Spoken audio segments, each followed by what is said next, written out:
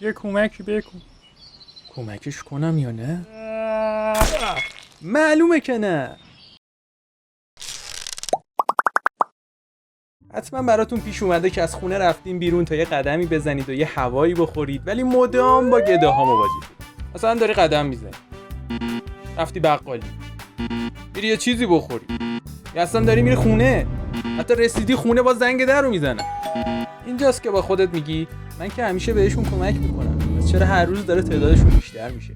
مسئله همینجاست. چیزی که مطلوبیت پیدا کنه و نتیجه بده، آدمای دیگه هم جذبش میشه. حالا ما میایم با این دیدگاه که کمک من باعث میشه که این بنده خدا گشنه نمونه یا یه روز کمتر گدایی کنه، به اینا کمک میکنیم.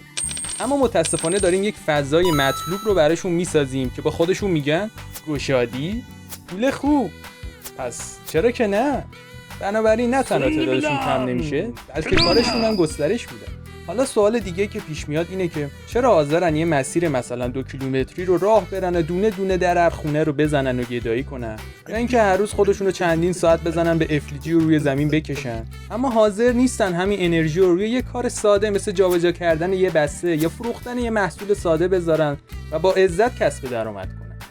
جواب یه کلمه: مفت خوری.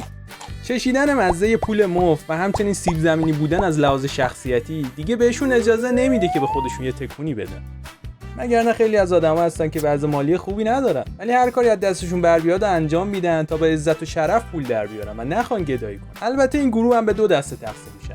دسته اول کسایی که واسه خودشون کسب درآمد میکنن و دسته دوم هم که به نظر من کاری که از ما برمیاد تا جلوی مفخوری و روز به روز گستاخ‌تر شدن این قشر گدا رو بگیریم، اینه که به جای کمک کردن به اینها از دستفروش‌ها و افراد نیازمندی که شرف و عزتشون رو حفظ کردن خرید و حمایت کنیم تا کسب درآمد با عزت به جای مفخوری مطلوبیت پیدا کنیم، بلکه قشر گدا به سمت کار کردن جذب بشن، نه آویزون شدن از جیب ملت. دوست دارم نظر شما رو راجع به این موضوع بدونم. تو کامنت ها بنویس برام.